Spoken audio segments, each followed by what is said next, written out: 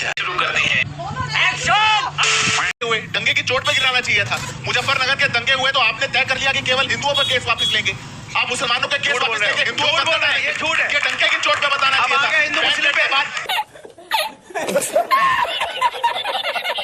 हिंदू मुस्लिम पे हिंदू मुस्लिम पे ये इनका एजेंडा हिंदू मुस्लिम एजेंडा है। शर्म आती है ऐसी राजनीति को। थोड़ा सी राजनीति को जो बताना चाहिए था करता हूं। थोड़ा सी राजनीति को बताया कि मैं डिवाइड की बात करता हूं। आप इकोनॉमिक राजनीति को विकास की बात करो। हो गया बहुत लंबी कथा सुनी, अब सुनने की हिम्मत रखी। डंके की चोट पर बताना था तो बताना चाहिए था कितनी जीडीपी थी, बताना चाहिए था कितनी इकोनॉमी थी, बताना चाहिए था कितने मेडिकल कॉलेज थे। अरे आप नहीं निकल पाते थे बाहर। मुख्तार अंसारी और अतीक अहमद को गोद में बैठाने वाले डंके की चोट पर बता रहे हैं कि बहुत अच्छा काम होता था। जवाब 10 अरे बुलडोजर चल गया तो बहुत दिक्कत हो गई, क्यों ना चले? कानून संगत चलता है, मिलता रहेगा। आपको दर्द होता रहेगा, कोई समस्या नहीं। मैं बोलूंगा फिर आलोक जी बोलेंगे। इनके पास पता क्या है? मुख्तार अंसारी, अतीक अहमद। मुख्तार अंसारी इस दुनिया में नहीं है वो। अरे हमारे जो दुनिया में नहीं है उसके नाम पर राजनीति करना चाहते हो आप। आपके पास आज के टाइम में माफिया का नाम गिना दो। मैं चैलेंज करता हूं टॉप 10 माफियाओं का नाम बता दो। हिम्मत है भारतीय जनता पार्टी। एक मिनट को मैं आपसे नहीं बोल रहा हूं। रावण और कंस एक मिनट को आपसे नहीं बोल रहा हूं। रावण और कंस नहीं है। डंके की चोट पे होती है कि नहीं होती है? एक मिनट को साइकिल चोर था मुख्तार अंसारी। अच्छा दोनों का संगठन आपके नेता करते थे। तथ्य पे बात बड़े रामचरितमानस का भी तथ्य पर बात हो रही है। अपनी चोट था कि नहीं होती का? साइकिल चोर था कि नहीं मुख्तार अंसारी? बताया जनता यहाँ पर। हल्ला क्यों मचा लगे समझाने। चुप रहो भाई। हम कहते हैं बाबा साहब अम्बेडकर का दिया हुआ अधिकार है। आपके कानून तो चुप हो जाएं। किसको बुला लिया है आपने? लोकतंत्र में चुप रहने का अधिकार नहीं होता है, बोलने का अरे चुप अधिकार। रहिए आप। देखिए सवाल ये है, मैंने बस एक ही लाइन बोली। मैं सिद्धार्थ यादव जी को बोल रहा हूँ। भारतीय एक मिनट रुके, एक सर। नानी के आगे नहीं हो अरे रहा भाई चुप कीजिए। रहो, ऐसे डिबेट होती है क्या? नानी के आगे नहीं हो रहा। मैं सिद्धार्थ नानी के आगे नहीं हो रहा। बात कर रहे हो भाई। बीच मत बोलिए, बीच में मत बोलिए। माइक लेना पड़ेगा सर, माइक लेना मैंने पड़ेगा। कहा मैं अपने तथ्य पे बातें कर रहा हूँ। मैंने कहा एक लाइन में मैं कह रहा हूँ, मैं सिद्धार्थ यादव जी को चैलेंज कर रहा हूँ। चैलेंज से बोलता हूँ सिद्धार्थ यादव जी, सुन लीजिए कान खोल के। अगर हिम्मत है, हैसियत है, 10 टॉप 10 माफियाओं के नाम आज जारी कर दिए उत्तर प्रदेश के। मैं आपको बता रहा हूँ, करिए आप। अरे मैं करिए आप, अभी करिए आप। सुनेंगे? नहीं करेंगे, नहीं करेंगे। चिंता वालों के क्यों? जिनको मार दिया उनके भी कर देते हैं, नहीं करेंगे। जेलों में बंद है उनके भी कर देते नहीं हैं, करेंगे ये। जिनके आज आपको जेल बना देते थे उनके भी कर देते। मैं एक बात पूछता हूँ, 12 लाख करोड़ की जीडीपी थी आपके समय पे। छोड़ दीजिए हर चीज। टॉप 10 माफियाओं के नाम 30 पे लाख करोड़ की है। सिटी पिटी गुल हो गई, सिटी पिटी गुल हो गई। टॉप माफियाओं के नाम पर आलोक जी, हो गया। अनुराग जी, फिर अनुराग जी प्लीज। आलोक जी, आज सबसे बड़ा चैलेंज क्या है विपक्ष को? अगर क्या मिलकर आप चैलेंज दे पाएंगे या आपको लगता है अलग अलग चुनाव लड़ना चाहिए? किस मुद्दे पर घेर पाएंगे? सबसे बड़ा आपकी नजर में तरीका क्या होना चाहिए विपक्ष का? देखिए सबसे बड़ा चैलेंज तो आज की तारीख में भारतीय लोकतंत्र को बचाने का है।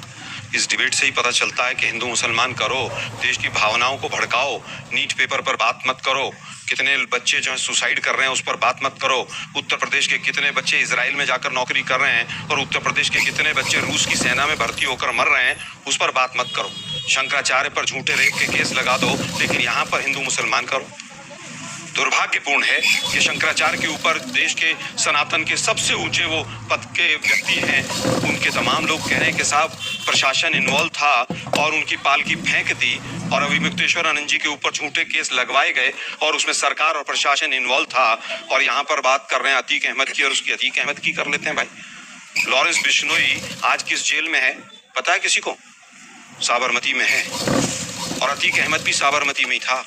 तो किसकी गोद में कौन बैठाता है? गुजरात में सब इनको शरण क्यों मिल जाती है और इतने साल तक साबरमती की जेल में ये क्यों रहते हैं?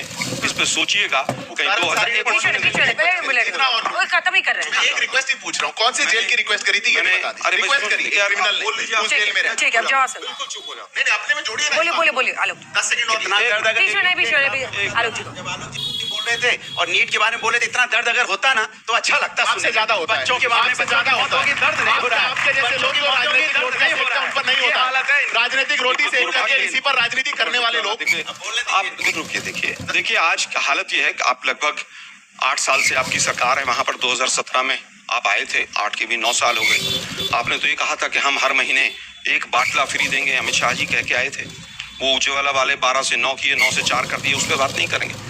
मोदी जी की गारंटी है, मोदी जी ने तो कहा था आवारा पशुओं का मैं 1 महीने के अंदर इंतजाम कर दूंगा। फरवरी 2022 के अंदर का स्टेटमेंट है। आप आवारा पशुओं तक को नहीं कर पाए, गैस का सिलेंडर नहीं दे पाए, 2500 रुपए दिल्ली में नहीं दे पाए, 10-10 हजार की एक किस्त बिहार में दी, दूसरी किस्त नहीं आई। एनसीआरबी के आंकड़े उठाकर देख लीजिए। महिलाओं पर और दलितों पर अगर सबसे ज्यादा अत्याचार है तो उत्तर प्रदेश में। वो हाथरस की लड़की अंजना जी ने तमाम शो किए, उसमें 4 आरोपी थे, 3 तो जेल से छूट गए, एक और छूटने का इंतजाम कर रहा होगा अपना, और सब के सब भाजपा से कहीं ना कहीं लिंक मिलते हैं। उस शुभेंदु अधिकारी का जो पीए था, जिसकी मृत्यु हुई, गोली मारी गई जिसको, उसके भी तार कहीं ना कहीं सूत्र जो है भाजपा से जुड़ते रहे।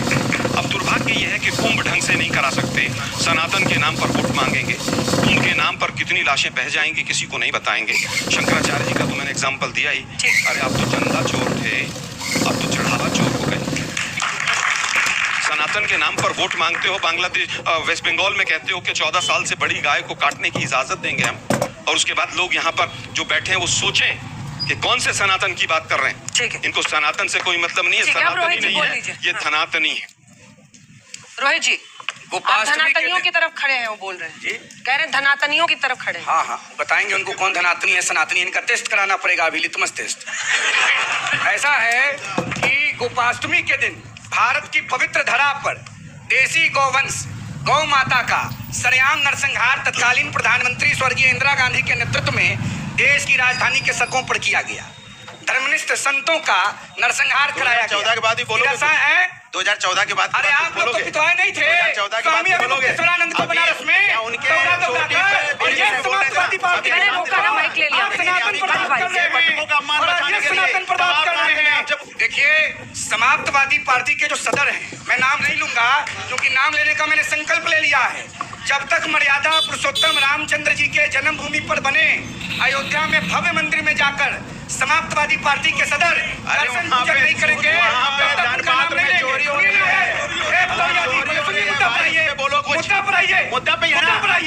पार्लियामेंट के अंदर समाजवादी पार्टी के लोगों ने किया। कांड में बहन मायावती के हत्या की साजिश किसने रची?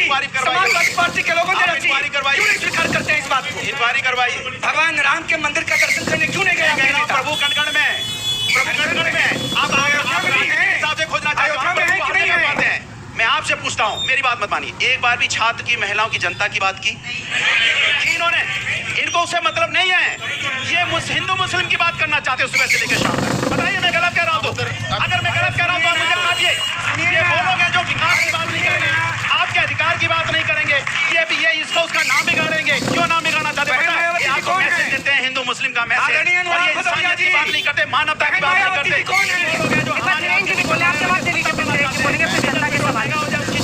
मायावती जी कौन है?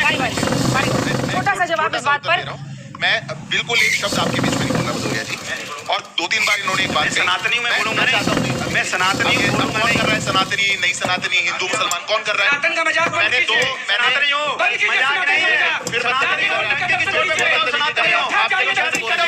अयोध्या जाकर बात हो रही है, डंके की चोट पे हूँ। मैं 2 बातें बोलता हूँ, मैं केवल 2 बात बोलता हूँ। बारी से बारी।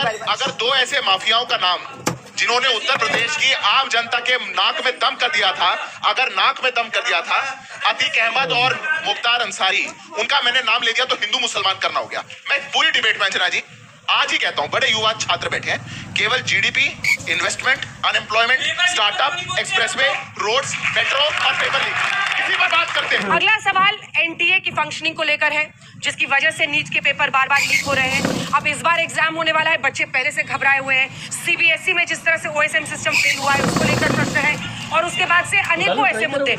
आखिर इस मोर्चे पर आपकी सरकार पूरी तरह से फेल हो रही है, तो जवाब दीजिए। छात्र सवाल पूछ रहे हैं, इस पर एक स्पेसिफिक जवाब, उसके बाद यूपी में जाएंगे। मैं स्पेसिफिक जवाब देना चाहता हूं, और मैं आग्रह करूंगा कि आपने प्रश्न पूछा है तो गंभीरता से उत्तर को भी सुनिएगा।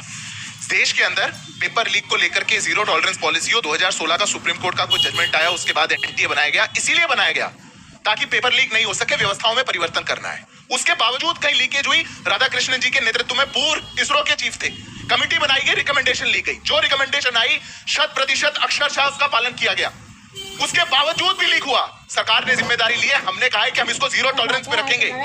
आजादी के 70 साल बाद पेपर लीक करने वालों को 6 माह की सजा थी, 6 माह की। मैं गंभीरता से कहता हूं, इस पैनल पे सबसे आखिर में पेपर किसी ने दिया होगा तो मैंने दिया होगा। सबसे युवा हूं यहाँ पर।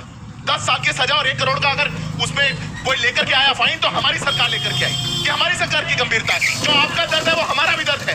अंजलि। नहीं होना चाहिए। हम माफियाओं के खिलाफ लड़ रहे हैं। अंजलि। और मैं बड़ी गंभीरता से छात्र के नाते एक बात बोलता हूँ, जिनको जिम्मेदारी दी गई थी पेपर बनाने की, वहां से भी लीक हुआ। देश के लिए शर्मनाक है। एनटीए से भी लीक हुआ, शर्मनाक है, कोई दो राय नहीं है। और इसके शिक्षा मंत्री ने आपको कहा, चाहे एजेंसी कोई भी हो, सरकार इसकी जिम्मेदारी लेती है। देश का लिखा था आपने, मेरे को बोला था नीचे से 5 साढ़े 5 इंच का चौड़ा ही होना चाहिए, ऊपर से 6 इंच का चौड़ा है। तो आप आईटी ले लेते ना, मतलब सिर्फ 2 इंच का ना होता सेंटर। मेरा कहने का ये मतलब था। 2 इंच का मतलब भाई बीच वाला हिस्सा ग्लास या बिल्कुल नीचे से 5 की जगह 2-2.5 इंच का ना लेते तो आप 4 का कर लेते, 2 भी शेप आ जाती। आपने मेरे को बोला है कोई ये बात जी? हाँ जी। नहीं, आपने मेरे को बोला नीचे से बकायदा थोड़ी सी शेप डाउन करनी है। ये नीचे 4.5 ये 5 इंच का बकायदा आपने लिखा।